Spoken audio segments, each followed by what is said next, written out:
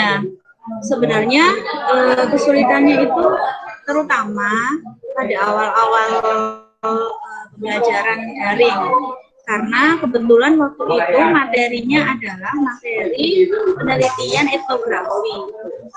Jadi karena yang namanya, ya mungkin Mbaknya tahu ya, kalau yang namanya penelitian itu kan harus ketemu gitu kan ya, harus benar-benar koreksinya, mereka bikin rumusan masalahnya, mereka bikin judulnya, itu kan susah gitu. Nah, materinya kebetulan adalah penelitian etnografi yang mereka juga akhirnya tidak bisa langsung turun lapangan. Pada saat daring kan jelas kita susah ya melakukan itu, karena apalagi kayak misalkan Google Meet itu kan kadang susah untuk dua arah, itu kan susah, nggak seperti ketemu di kelas. Kebanyakan kan pasti ceramah, gurunya memberikan materi, kemudian baru ada tanya jawab. Jadi waktunya nggak menjelaskan panjang lebar dari awal, karena kan kuotanya kan terbatas anak-anak. Gitu. Kalau belajar tatap muka kemarin itu kan memang sekolah kan nggak boleh memaksa ya Mbak ya. Jadi sekolah kalau misalkan ada siswa yang tidak diizinkan oleh orang tuanya, ya tetap kita fasilitasi dengan daring. Jadi kemarin kebetulan di kelas 11 bahasa itu ada 2 siswa yang tidak dapat izin dari orang tuanya untuk datang ke sekolah. Itu tetap kita fasilitasi, jadi tetap kita kasih materi secara daring.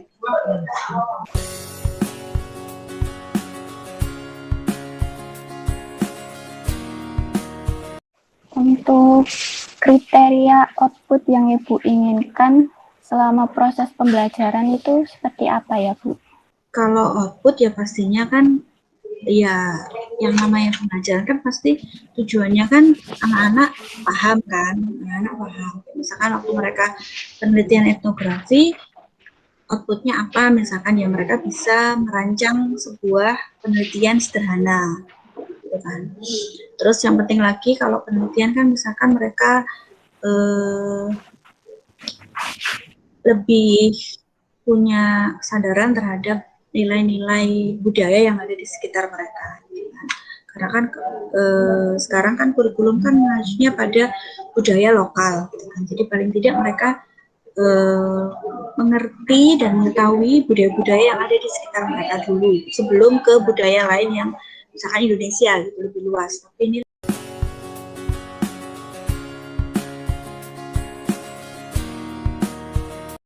Ibu, ini untuk pelaksanaan supervisi dilaksanakan pada hari Rabu 28 April 2021, Bu. iya. Untuk mata pelajarannya itu mata pelajaran antropologi di kelas 11 bahasa. Iya, betul. 11 bahasa. Antropologi 11 bahasa. Iya.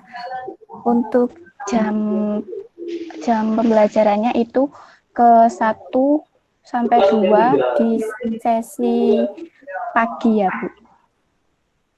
Sesi pagi, nggih.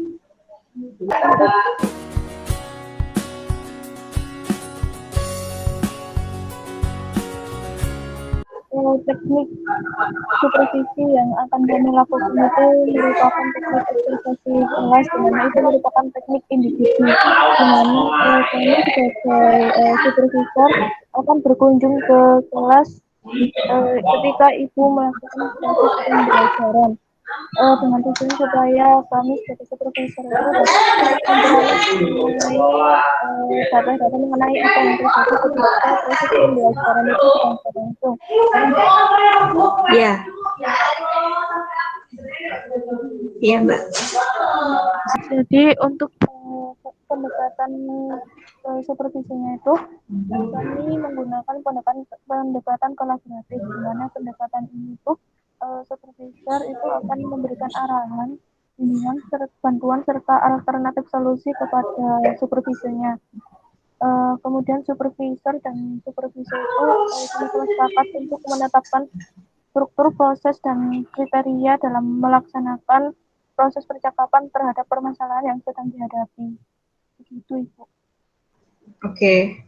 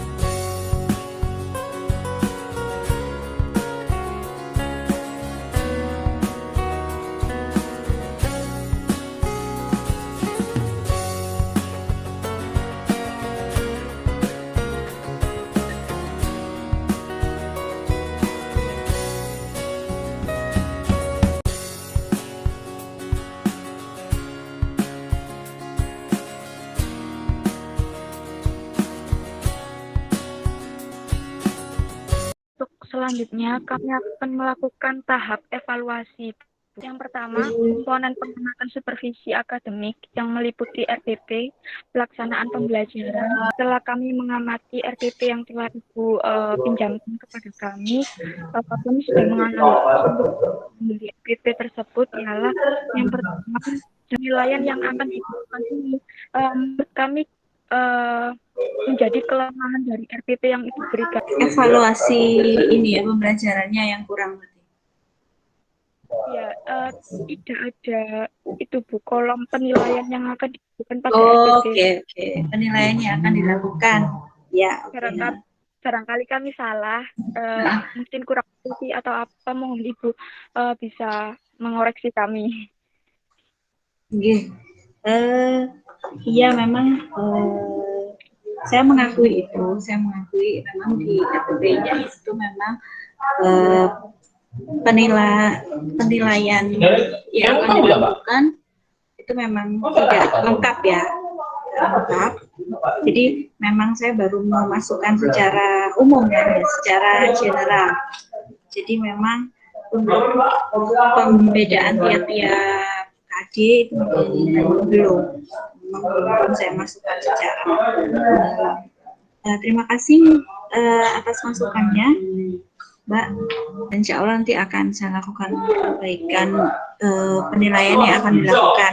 Kemarin memang yang saya cantumkan di RPP kan memang hanya secara general ya, tidak mungkin setiap KD-nya mungkin hampir sama gitu kan, tidak spesifik gitu ya penilaian yang akan dilakukan. Jadi nanti perbaikannya itu mungkin kedepannya akan saya coba untuk memperbaiki itu.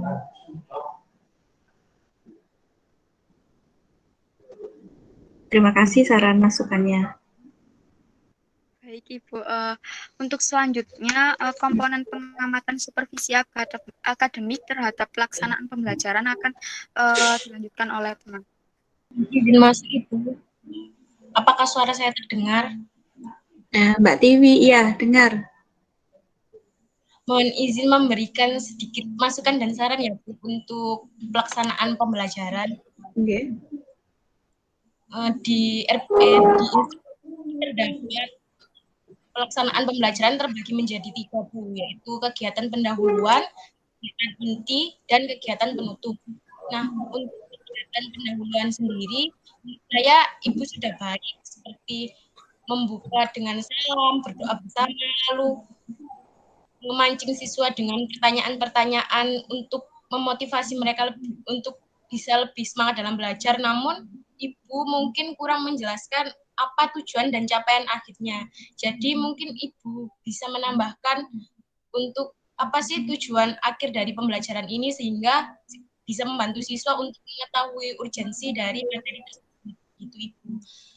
Lalu untuk kegiatan ini terdapat penguasaan materi pelajaran. Menurut saya Ibu sudah baik dalam penguasaan materi pembelajaran, mungkin hanya cara penyampaiannya atau strategi dalam pengajarannya saja.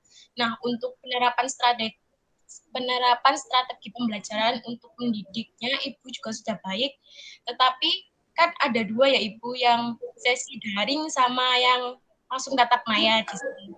Untuk menjelaskan materi, Ibu bisa dijelaskan saat pada pertemuan secara langsung itu. Untuk penjelasannya lebih baik Ibu bisa via atau via Google Classroom. Nah, untuk biasanya bisa di seperti buat penutup yang terakhir. Mungkin Ibu bisa seperti memberikan terakhir penutupan saat pembelajaran Ibu seperti itu. Mungkin saya sedikit menanggapi tentang yang ini ya, yang apa namanya penyampaian tujuan pembelajaran ya. Mungkin kemarin sempat kelupaan karena biasanya itu kan penyampaian tujuan pembelajaran itu di awal materi atau awal bab ya. Tapi tujuan pembelajaran secara umum, target dari KD atau apa yang akan mereka dapatkan setelah mereka belajar KD tersebut itu insya Allah sudah disampaikan di pertemuan pertama KD itu, gitu. Karena kemarin itu kan sudah pertemuan ketiga dari KD 3.4 itu. Jadi insya Allah kalau secara generalnya mungkin sudah saya sampaikan di awal, cuman memang tujuan pembelajaran hari itu atau subbab itu atau materi itu mungkin kemarin miss atau lupa saya sampaikan.